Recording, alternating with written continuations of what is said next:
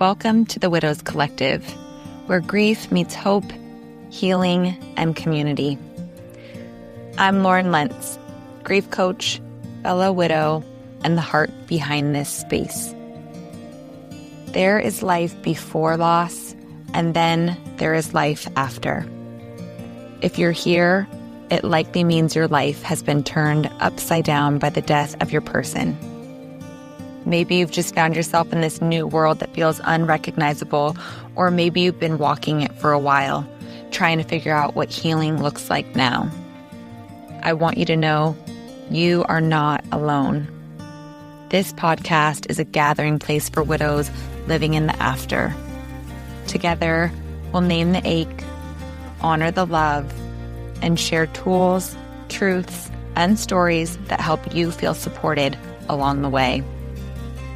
My hope is that every episode gives you a sense of community, comfort, and permission to meet yourself exactly where you are.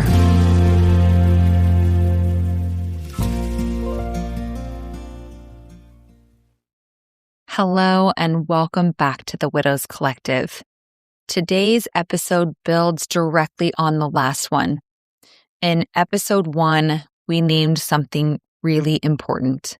That feeling of not recognizing yourself after the death of a spouse, of missing the person you were in the before, of something in you feeling unknown, unstable, hard, or even impossible to locate. And if that's where you are, what often comes next is this quiet, constant tension. Because while you don't feel like yourself, the world around you still expects you to be. People still expect responses, direction, clarity, and presence, versions of you that feel completely out of reach right now. And that mismatch between your internal world and the external world can start to create a kind of pressure that's hard to explain because it's not always obvious. You might find yourself trying to perform being okay, trying to translate your grief into something more understandable for others, trying to show up in ways that feel familiar, even when nothing inside of you does. And over time, that creates a kind of exhaustion that isn't just emotional. It's far deeper than that. Because what's happening is this. You're simultaneously grieving the loss of your partner and the version of you that existed before this happened. So there's this invisible weight being carried. The demand to still function as if nothing internally has completely changed, but internally, everything has. Your nervous system is different. Your sense of safety is different. The lens in which you see the world is different. Your future is different. Even your ability to access what was simple, motivation, clarity, or decision-making can feel altered. And yet, the expectations around you often stay the same. So if you're in this place, I want to say this. The friction you're feeling is not a sign you're doing anything wrong or that you're supposed to be further along in your experience of grief than you are. It is a sign that you're trying to exist in two realities at once. The one that changed everything and the one that hasn't caught up. And that's not something we can push through. It's something that we learn to soften inside of over time, slowly, without rushing yourself back into who you used to be just to make others more comfortable. Part of this work is learning how to stay with yourself in a life that now requires something different from you. So today, I want to sit inside of this with you and start with a topic that often gets spoken about in grief, but rarely is given the actual space it needs to be fully felt. And that is the myth of going back to normal. I think for a long period of time, there has been this idea that you move through grief, that it's something to be felt, processed, and then eventually resolved. And while that understanding has shifted throughout the years, and more people now recognize that grief, especially after the death of a spouse, doesn't just go away, there's still this underlying assumption that over time, you'll find your way back to a version of yourself that others recognize and know how to relate to again. Back to who you were, back to how life felt in the before, back to normal. Maybe not right away, maybe not gracefully, but eventually. And it's not always said directly, but it is there. It's felt, it's presumed in timelines, in expectations, and the way people start to interact with you again. Like there's a version of you they're waiting to return.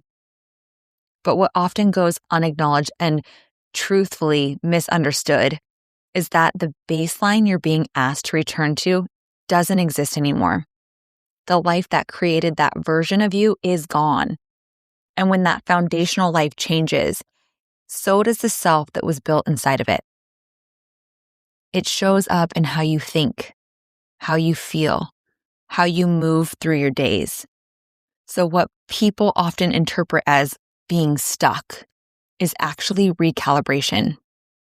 What looks like not being the same anymore is often your system trying to understand what life even is now without the person who shaped so much of it.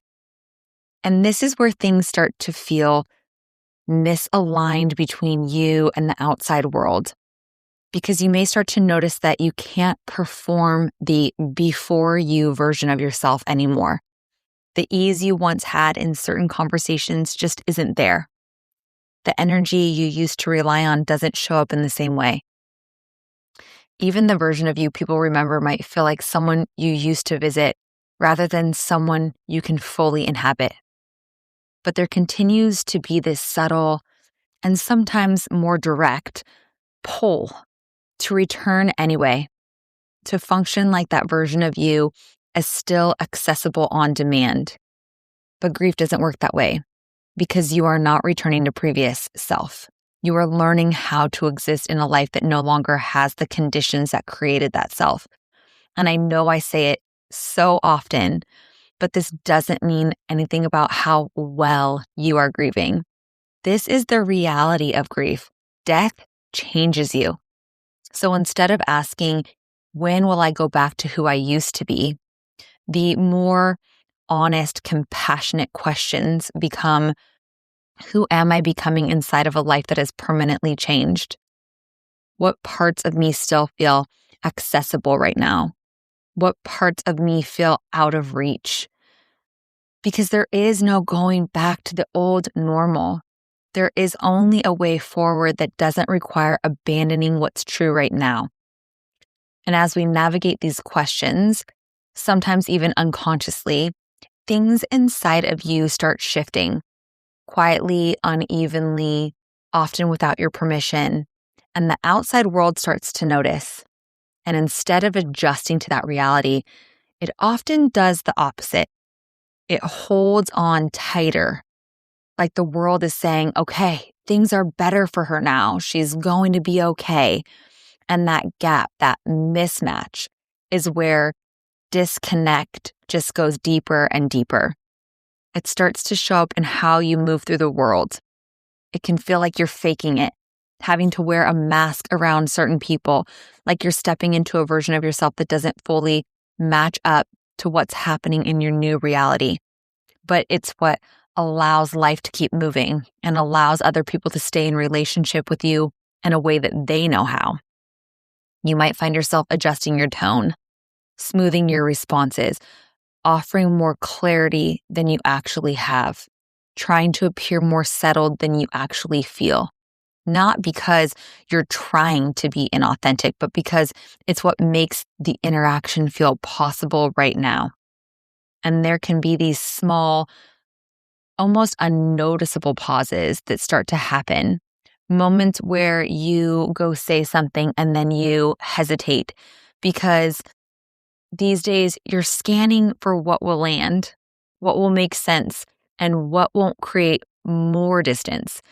So even simple interactions can start to require more effort than they used to, because truly you're not just speaking, you're translating. You're choosing what to include, what to leave out, what feels possible to share and what doesn't. Managing how much of that loss is visible in each interaction that you have.